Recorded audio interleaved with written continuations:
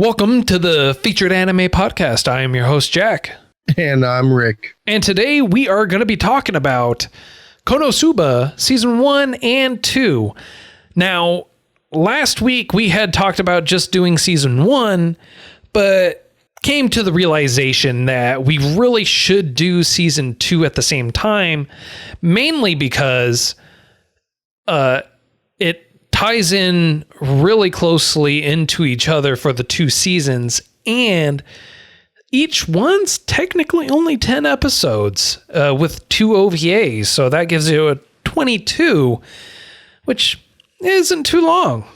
Yeah, no, it makes perfect sense considering I had already watched most of, if not all, of Season 1, and I was trying to finish Season 2, so it was a really good excuse, let's call it, to revisit a story I actually really like, and to actually finish the story. I mean, it's good to have bookends on it, I guess, but yeah, we'll get into more of that a little bit later. Indeed. So KonoSuba is your favorite genre, which is isekai. Isekai, yeah. Isekai, sorry. But That's its okay. other main genres are adventure, comedy, fantasy, magic, parody, and supernatural, which it fits beautifully into all of these. I'm surprised it doesn't show harem on there as well, because even though it really isn't one, it kind of is. Oh, it's the kind of harem you really honestly don't want to be in. I mean, right? So you got, I mean, honestly, I mean, like, this also kind of really borders on the line of ecchi almost. I mean, well, it's almost mature content. It's got definitely has one episode in there where I was like, oh, they're trying to go this way with it, and then they rounded it out beautifully to maintain the PG-esque theme.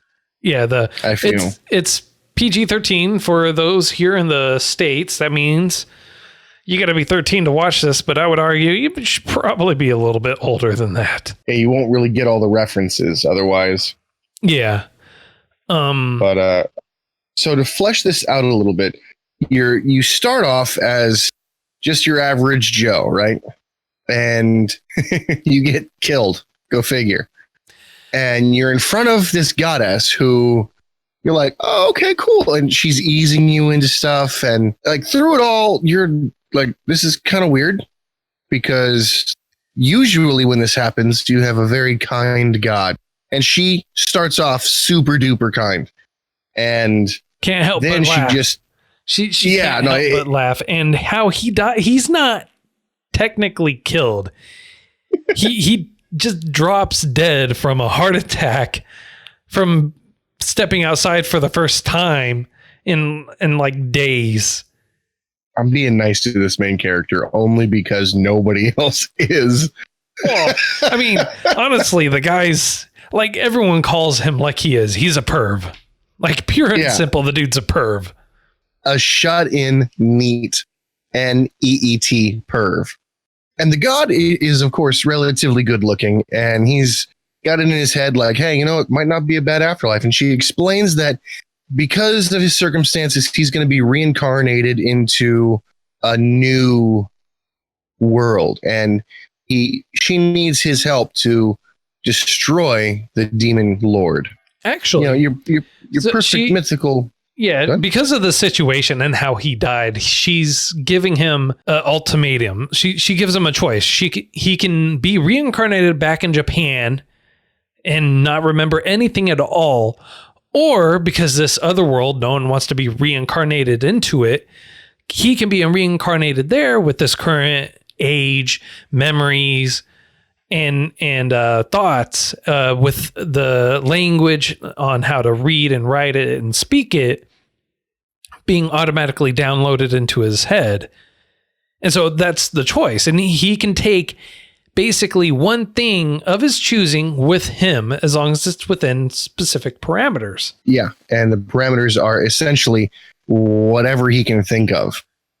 And the funny thing is, she starts just ridiculing him hard because he's taken a while. He's like, I want to have a good thing to bring with me. I don't want to be one of those one and done, one trick pony kind of guys. And he is thinking for so long. She basically goes, look, bro, I've got other things I really need to do. And you're kind of a loser.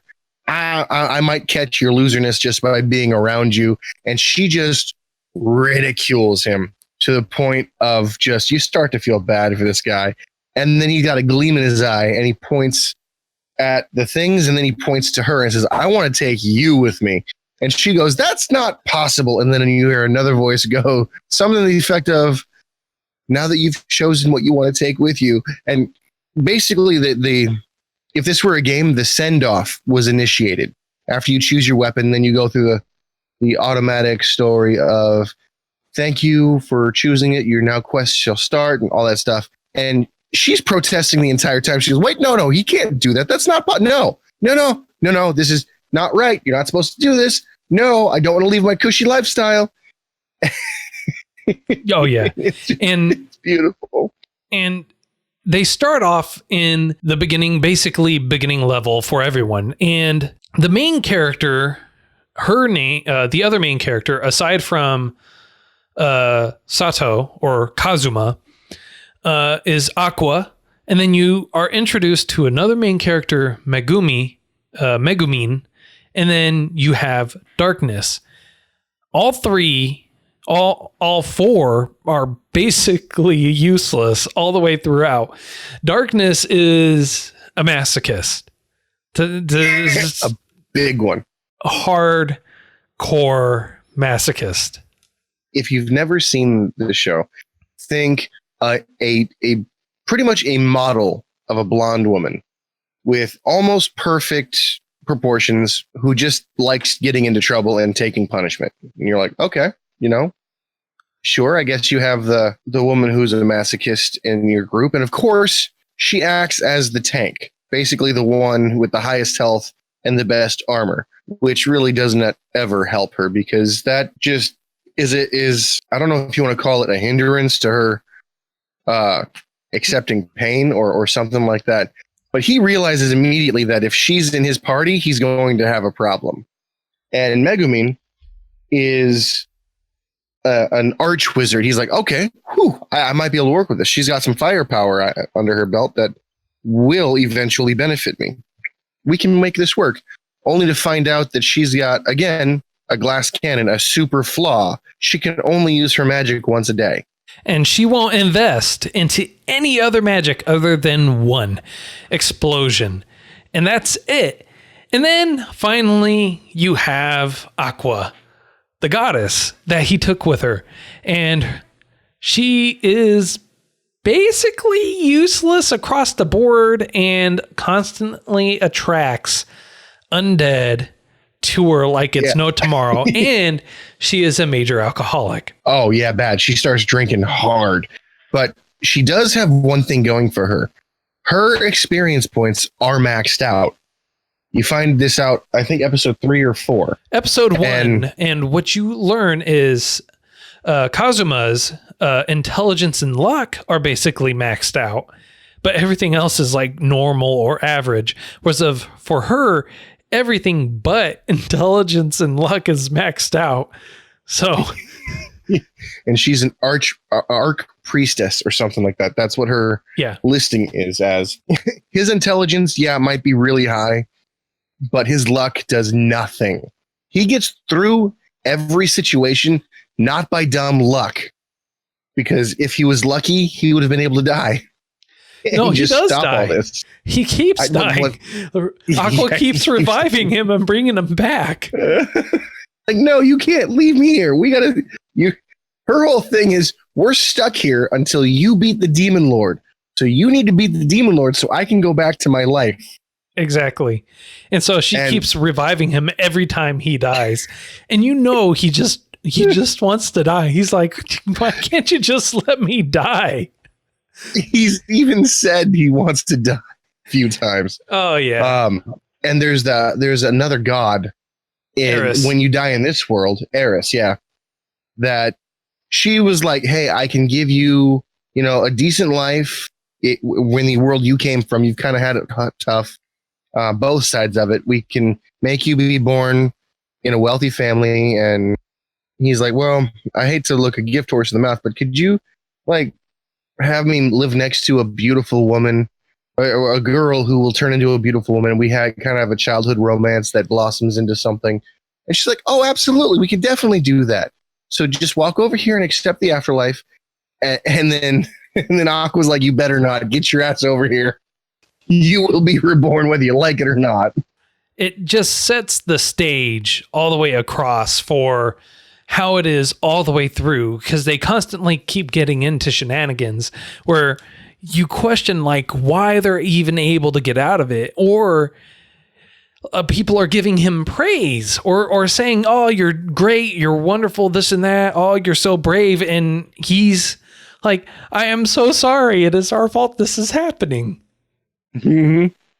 And like at one point in time, he rids the area of undead, and they're like, "Oh, you've just done us a great service." And he's like, "Yeah, it's actually because Aqua attracts every undead within like a 19 million mile radius." Yeah, he never states that it's Aqua. He just says, "No, I can't accept it. I'm sorry." And he's thinking, "I am really sorry. I can't do this. I can't give this to you." And all the way through, they're always getting into shenanigans. And because of this, they're actually defeating the Demon Lord's generals. So over the course of the 2 seasons, the 20 episodes, they actually fight three of the Demon Lord's generals and win. Against all three. It's nuts. And the funniest thing is one of the last generals was a slime. And you know, common knowledge, slimes are relatively useless and weak and easy to kill. And of course, Kazuma thinks this, and he's like, I'll take care of this. Only to find out slimes are the most badass things ever. They're damn near invulnerable to any physical attack. They regenerate super fast. And you just... They're basically impervious to almost anything. So physical attacks absolutely bear nothing, and if you were to be eaten by them, you'd be digested and killed. It's and dissolved quickly. Yeah. And they get bigger by consuming. So they start off small enough, which is why you would think, oh, they're pretty weak. But by the time they got to where this general was, this Demon Lord's general, it was basically almost as big as a mountain. Yeah, it was nuts. And the way that they beat him was essentially Kazuma gets eaten again and dies, and Megumin blows him up. You find that to be a theme throughout the entire thing. So much so that in the very last episode, very last OVA in season 2, Aqua's like, look, if we do this, here's what's going to happen. We're going to find something that we don't want. You're going to go all apeshit and crazy. Megumin's going to blow everything up without us being able to talk her out of it because we're indoors. The ruins are going to be destroyed, and we're going to have to pay a fine, and we're all going to end up poorer because of it. And no one listens to her. It even is to the point where Kazuma's like, you need to stop talking because you're actually making some sense here. And that's not like you. So we need to know what happened and why you're making this much sense. Well, what ends up happening actually is because he basically gets suckered into accepting quests that no one else really wants. And it's because they're like, well, he keeps succeeding, but he's actually really bad and no one likes them. So we want you to basically bribe him or put him in a position so that way he accepts these quests. And then he finds out that the first quote unquote fan really isn't a fan. It's someone that's being paid for this, and she can't stand it anymore by the time it's over. And he's just completely distraught and upset about the whole thing. Yeah. So like, long story short, a hot chick is impressed with you and you can't say no to a new quest because you're so great. Exactly. And it's all these shit quests no one wants. Well, it's not even crap quests. It's quests that are like too strong. And what's great is this OVA, for season 2, basically episode 11, ties into episode 10 of the season finale of the old one of season 1. And it's truly awesome. I mean, like the fact that you can watch this and go, I immediately know this ties back into here, and you can see how it all connects together like that is, I feel, one of the high points of this, aside from the fact that the dude, he's totally and perfectly okayed with him being lewd and a jackass, in all honesty. Not only that, one of his skills is steal. And because his luck's so high, he can basically steal whatever he wants and pretty much say what he's going to steal, and he'll be able to do it. Except he always ends up stealing women's panties and waves it over his head like a flag. Yeah. So to explain how he kind of got that, you find out that as he levels up, he's able to put points, if you will, like a game, up in certain categories. And he sees this person steal something. He's like, oh, that could be useful. No, he doesn't see someone steal something. Darkness's friend, the thief, says, I am going to teach you these plus stealing. And so she teaches him, because he can't learn. He can't learn it unless someone shows him how to do it, or someone wants to teach him. And so that's how he's able to learn it, is because she teaches him. Now she says, thought he had to see it. No. He has to basically be taught it. Gotcha. So she steals his pouch of money from him, and she says, if you can steal the pouch or or whatever, you can keep it. So if you steal the money back, you get to keep your money. If you steal the dagger, you get to keep the dagger, and it's worth more than the pocket change you have. Well, what he ends up stealing right off the bat is her panties, and he's waving it above his head, and then he blackmails her into giving him all her money plus his money for her panties. So, and the dagger too, right? No, he lets her keep the dagger. He just strips her of all her money. Really? I thought okay. No. I guess because I watched the later episodes, they kind of all roll together. Gotcha. Yeah, no, he, for one of the other supporting characters that he ends up winning and stealing the sword that Aqua had given another guy who reincarnated in that world. What ends up happening is he takes that sword and he pawns it, and that's for money. Yeah, for money. So I should probably throw in there really quick. The reason he's so obsessed with money is because in one of the first adventures they go on, Aqua does something so stupid that it throws him and her, because they're part of a team, in so much debt that he's got no choice but to work it off. No. And the first quest, that's not the first quest. The first quest is the frogs. And he wins by basically Aqua getting eaten, and that's how he's able to kill him. And he says, I basically make as much as a day laborer, because it shows him doing day labor daily and living in a stable. He doesn't want to live in a stable for the rest of his life. So what caused him to be so broke all the time? What caused him to be so broke? I do remember the frogs now, though. Gotcha. So what caused him to be so broke is when they were fighting the first general. The one that they kept exploding the house. Yes. Which was about 6 episodes into it. And gotcha. What ends up happening is they learn that his weakness is water. And so what Aqua does is calls for basically a tsunami coming out of the sky and destroys part of the wall. So for defeating the general, which is Baldia, for defeating them, they get 300 million Eris. But because of the damage Aqua caused while they were trying to defeat him, they had to lose all 300 million, and then they still owed another 40 million on top of that. Yeah. All right. So I should probably interject this, but Aqua, if you couldn't tell by the name, was the water goddess. Yes. And her and Eris are basically rivals. Well, actually, Aqua is superior to Eris. It's just Aqua's followers are crazy and extreme, like super, a little more frantic, super devoted, like insanely devoted. Like, dear God, you have issues, devoted. And one of her things is God does not guarantee happiness when you get older.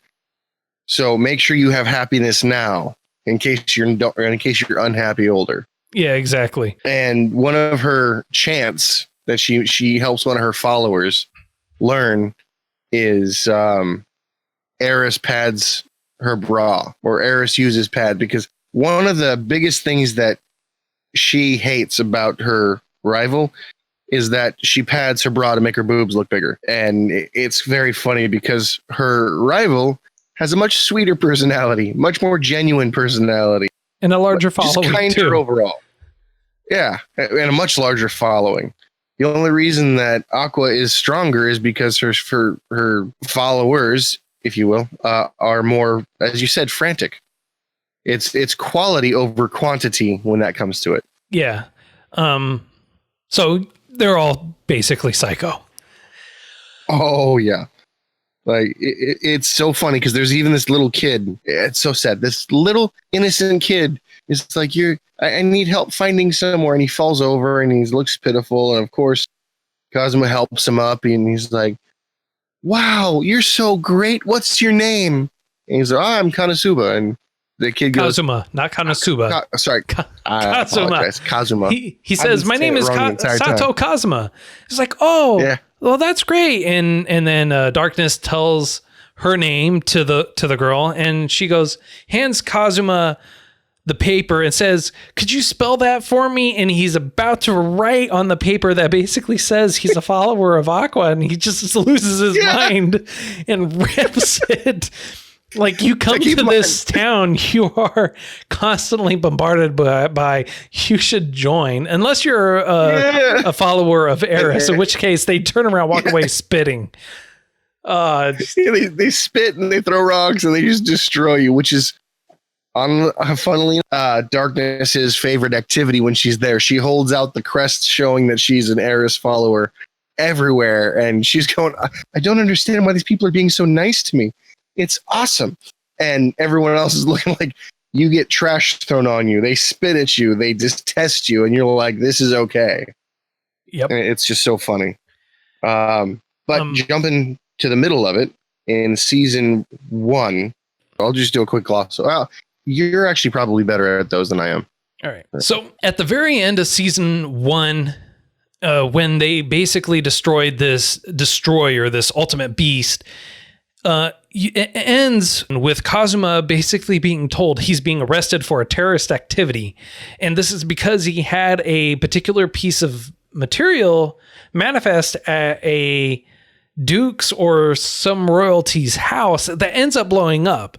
Now, no one was there and no one dies, but they assume Kazuma is a follower of the Dark Lord or he's a terrorist, one of the two. And so it ends with him basically being arrested, and then it starts with him continuing with the arrest, him being investigated for it, having all the repossessions he has being taken, and then you find out that Darkness is actually like one of the highest ranking families under the king, and you learn that she is, in order to have the charges dropped, she's supposed to get married to this duke's son. And so it just causes all kinds of shenanigans and problems from there. And then when they finally fight another general, that's when they find out that he's actually innocent. It's completely hilarious.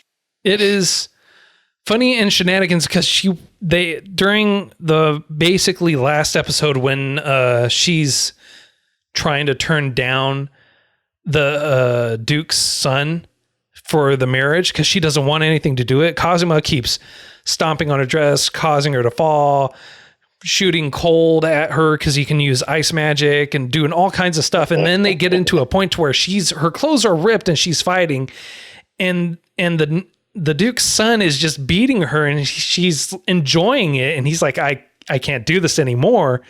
And so Kazuma, being the perv that he is, starts looting after her and just being completely trash towards her, dousing her with water, just treating her like crap. And then her father walks in and she sees her on the ground in torn clothes, completely drenched, and just like, execute them both. Yeah. He's like, they got to die. They got to die. They're gone. But only to later, Darkness saves them both essentially by saying that she's pregnant. And no, she doesn't save them both.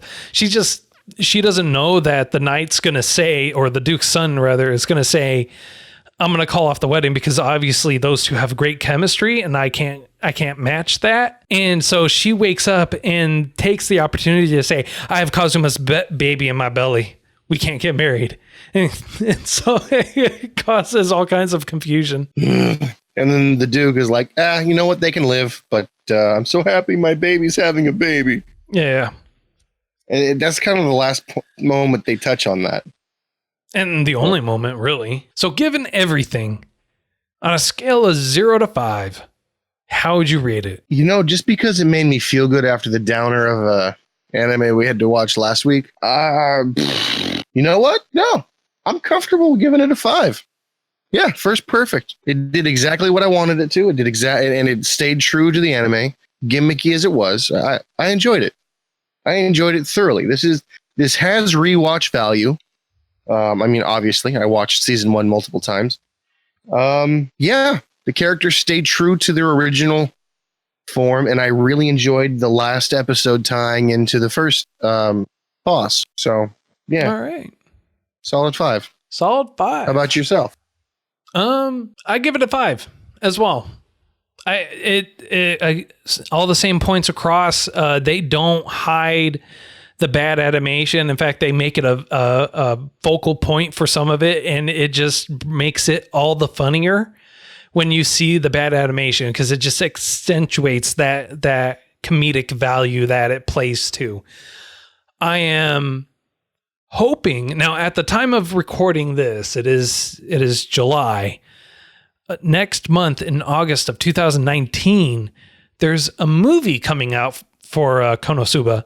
So I am hoping that the movie stays true to the anime, stays true to the series, and is just a barrel of laughs all the way through. What do you kind of hope, if you could venture speculation, what are you hoping the movie, what direction it goes? Oh, I don't know. I don't care as long as it's entertaining and it follows a story along that's continuing. I think I think it'd be kind of cool if KonoSuba, we meet up with him again after this is done and he's gained a few more levels. Kazuma. Yeah, let me start over. I hope that Kazuma, we meet him a little bit later on and he's gained a few more levels, and it's literally just him trying to protect himself against the antics of Aqua. And I hope that he's able to actually meet the goddess for more than like 5 minutes. Eris. Well, because she mentioned that she likes coming down to Earth. Yeah. That Earth. I don't know. I think that was kind of a little bit of a wasted plot potential. Right. But I think it's going to focus more along Megumin, because it's called KonoSuba, God's Blessing on This Wonderful World, Legend of the Crimson. Oh, we'll get more of a backstory on her end. That's kind of interesting. So maybe. I mean, like, she, and the reason why I say that we call out Megumin is because her clan, or the people she belongs to, are called the Crimson Demons because of their red eyes. Really? I thought it was Crimson due to the fact that she loves exploding. No, they're called Crimson Demons because they're the only ones that have red eyes. It's a sect of their whole clan, and everyone has like weird names, or what other people consider to be weird names. Interesting. Well, I look forward to it. I hope we can review that as well. Indeed. So next week is my choice, and we're going to go for a different route. It's not going to be a series this time. It's actually going to be a movie. And okay. It's The Girl Who Leapt Through Time. Now, it is an action or not action. It's an adventure, drama, romance, sci-fi movie. It came out in 2006, so it's relatively new. It's 13 years old, but it looks interesting. So we'll see. And yeah, that's about it. It's obviously just one movie, so it'll be a nice change from the series run to flipping over to a movie. I'd be okay with it. Well, that's all the time we have for today. Feel free to reach out to us at featuredanimepodcast@gmail.com. You can tweet at us at those anime guys. And, feel free to subscribe on whatever platform you prefer to listen to us on. Reach out to us. Let us know how we're doing. Leave a review. It'll help us out a lot. Until next time, I'm Jack. I'm Rick. Later. Later.